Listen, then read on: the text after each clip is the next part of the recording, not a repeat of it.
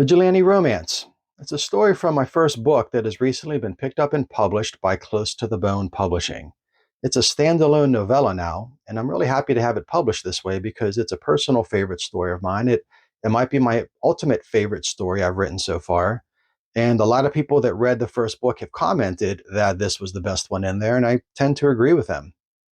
You could tell by the cover that this is very much aesthetically a crime noir action drama. The cover was done by my friend Louis Burkett. I think he did a fantastic job. It turned out really, really well, and it does capture the basic look and feel of the story. So, aesthetically, this is crime noir, but there's a lot of action in it, a lot of violence in it as well. So, from an action perspective, it's very much inspired by poliziotteschi films of the 1970s, basically Italian cop and crime films of the 70s. I love those movies to death. I love the characters in them. I love just about everything about those films.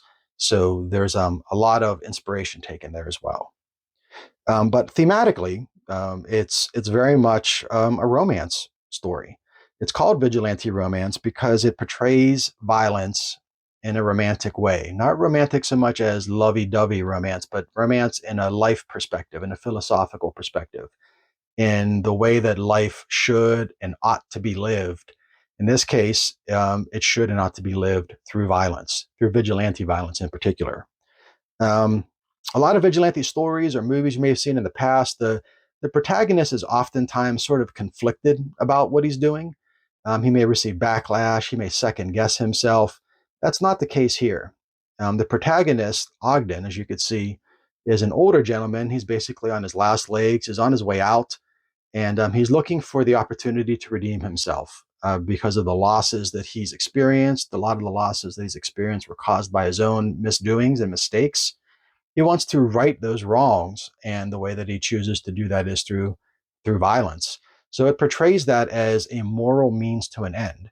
Not only moral because the city that he lives in is corrupt and destroyed. It was once a beautiful city, and now it's you know, a scummy place that's full of violence. He's not only reacting to that to cleanse the city, but more importantly, he's reacting to that as a means of personal satisfaction. It portrays violence in an ecstatic way. He becomes not only redeemed through his actions, but he also sort of becomes resurrected. He becomes young again. He's revitalized through the vigilante violence throughout the story. So he's never second guessing himself like in many of the films that you may have seen or read stories similar to this. He's revitalized by it. So it portrays all of this in a romantic way. And I think that's one of the things that makes this unique. It's also romantic because he is fueled by the love of his deceased wife, Ida.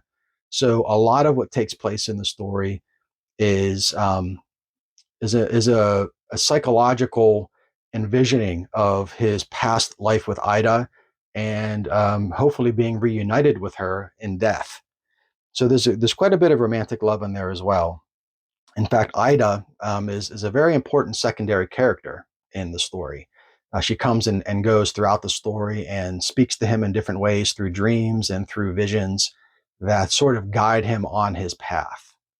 Like many of my stories, Vigilante Romance is built around music that I've recorded in the past. In 2007, I released this album here. It's kind of hard to see because of the glare, but this is the Vigilante Romance CD. And you can tell it's got Mr. Charles Bronson on the cover there. This album incorporates a lot of audio clips from those poliziotteschi films of the 1970s. Even though, of course, this is a still from 10 to Midnight, a Canon film, it's American. Most of the clips throughout the album are from those Italian films of the 1970s. The CD does balance out the violence with the romanticism, just like the story. It's a very melodic album. This is one of those earlier attempts at creating the electronic heavy metal sound that I got to later in my career, if you will, as a musician. But it does end with a cover of the Holy Knights power ballad called Love Against the Power of Evil. So it does balance that out quite a bit. So, anyways, that's a little bit about Vigilante Romance. Like I said, this is a personal favorite story of mine. A lot of people say it's my best. It's a novella, so it's not the thickest book in the world. It's a great afternoon read. And like I said, it's been published by Close to the Bone Publishing. You could check it out on Amazon. It's available in this paperback format as well as in Kindle. I appreciate your attention watching this video. I hope you do check it out. If you do check it out and you like it, please let me know what you think. Thanks for watching and take care.